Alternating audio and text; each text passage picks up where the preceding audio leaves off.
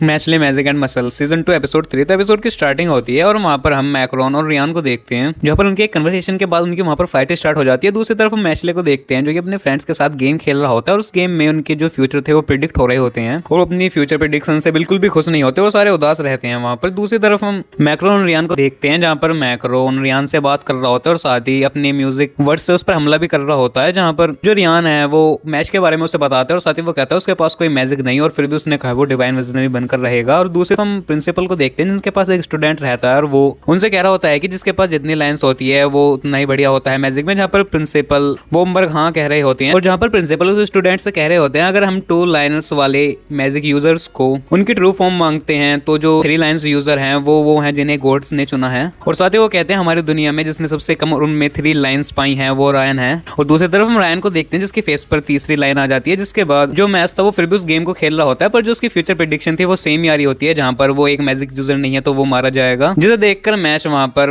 Bore हो जाता है और वहाँ से बाहर चला जाता है। और जहाँ पर हम देखते हैं मैच घर से बहुत दूर आ जाता है और एक बड़ा क्रीम पफ निकाल लेता है और साथ ही कहता है मैं इसे उनके सामने नहीं खा सकता था इसलिए मैं बाहर आ गया। और जिसके बाद मैच वहाँ पर रायन की लड़ाई को देखने लग जाता है और जहाँ पर मैक्रोन सोचने लगता है उस आदमी से फाइट कर रहा है जिसने उसी की उम्र में 3 लाइन्स पाली। और जहाँ पर रियान उससे कहने लगता है तुम्हारा टारगेट मैच है ना। साथ ही हम देखते हैं जो मैक्रोन से डिवाइन विजनरी बनने में कोई इंटरेस्ट नहीं है, वो सिर्फ पावरफुल बनना चाहता है। साथ ही हम उसके स्टूडेंट्स को भी देखते हैं जो कि वहाँ पर बात कर रहे होते हैं, जिसके बाद वो सारे मिलकर रियान पर हमला करने लगते हैं। दूसरी तरफ हम उसी स्टूडेंट शॉन को देखते हैं जो कि प्रिंसिपल से पूछ रहा होता है कि 2 लाइनर्स और 3 लाइनर्स मैजिक यूजर्स में क्या डिफरेंस है, जहाँ पर प्रिंसिपल बताते हैं कि जो 3 लाइनर्स रहते हैं वो अपनी जादुई छड़ी की ट्रू फॉर्म को एक्टिवेट कर सकती हैं जो कि एक गॉड गिफ्ट है। और दूसरी तरफ हम देखते हैं रियान को जो कि मैक्रोन की सारी स्पेल्स को हटा देता है और जहाँ पर मैक्रोन देखता है रायन की जो जादुई छड़ी थी उसकी फॉर्म चेंज हो जाती है और वो उस पर हमला कर देता है फिर। और जहाँ पर जो मैक्रोन रहता है वो अपने चारों तरफ एक शील्ड बना लेता है और जो रियान ने हमला करा था उसकी वजह से जो उसके सामने की जगह थी वो 2 हिस्सों में बट जाती है, जिसके बाद मैच वहाँ पर उसकी जान बचाने के लिए उसे थैंक यू बोलता है। जहाँ पर रियान कहने लगता है सिलेक्शन एग्जाम बहुत जल्द आने वाले तो उसके लिए तैयार रहना। जहाँ पर जो रियान था वो मैच से कह रहा होता है तुम एक ऐसा चैलेंज फेस कर रहे हो जिसमें तुम हार नहीं सकते, तुम्हें जीतना ही होगा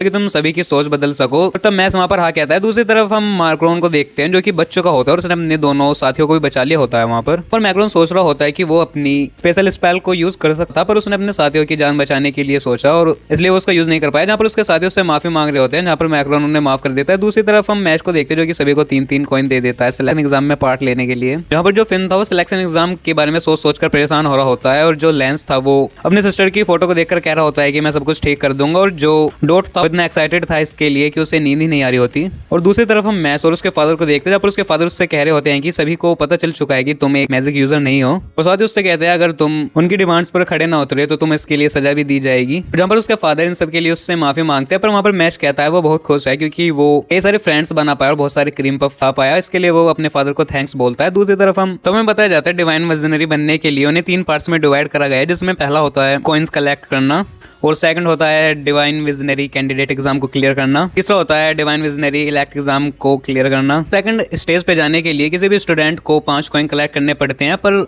इनोसेंट 0 के वो डिक्लेयर करने के कारण टेस्ट को जल्दी रख दिया गया है और इसलिए सेकंड राउंड में पहुंचने के लिए सबको सिर्फ 3 कॉइन ही चाहिए। जहाँ पर हम देखते हैं सभी लोग एग्जाम के लिए तैयार होते हैं और वहाँ पर डॉट और फिन डर रहे होते हैं। जहाँ पर हम देखते हैं मैच से मिलने के लिए ऑल्टर आता है और वो वहाँ पर डिस्करेज करने लग जाता है, पर वहाँ पर जो मैच रहता है वो अपनी मसल्स से मोटिवेशन लेकर ग्राउंड में पहुंच जाता है। जहाँ पर जो सभी लोग रहते हैं वो मैच के पास मैजिक ना होने के कारण से वहां से जाने के लिए कहने लगते हैं और उस चीज के नारे लगाने लगते हैं। पर फिन सोच रहा होता है उसे मैच को एनकरेज करना चाहिए और जैसे वो मैच के पास पहुंचता है मैच उससे घर जाने के लिए कहने लगता है। दूसरी तरफ हम एक गर्ल्स को देखते हैं जो कि अनाउंसमेंट करती है कि सभी डोम्स के जो स्टूडेंट है वो यहाँ पर आ चुके हैं और अब एलिमिनेशन राउंड स्टार्ट होने वाला है, जहाँ पर वो बताती है उन्होंने उनके लिए डेथ अलाइव का एक गेम बनाया है और उन्हें उसमें सिर्फ एक की ढूंढनी है और इस की को ढूंढने के रास्ते में आपकी सामने के क्रिएचर आएंगे, आपको उन्हें भी हराना है। और इसे ही सुनकर फिन वहाँ पर डर जाता है और इनके साथ इस एपिसोड का यहाँ पर एंड हो जाता है। तो आई होप आपको इस एपिसोड की एक्सप्लेनेशन पसंद आई हो और हाँ अगर आपको इसके पिछले एपिसोड्स की एक्सप्लेनेशन देखने हो तो उसके लिंक भी मैंने इस वीडियो की डिस्क्रिप्शन में दे दिया, अपने भी कंप्लीट देख सकते हैं। तो इस वीडियो में इतना ही, मैं मिलूंगा आपको नई वीडियो में नए एनिमे फिर न्यू वेब सीरीज की एक्सप्लेनेशन के साथ। तब तक के लिए गुड बाय।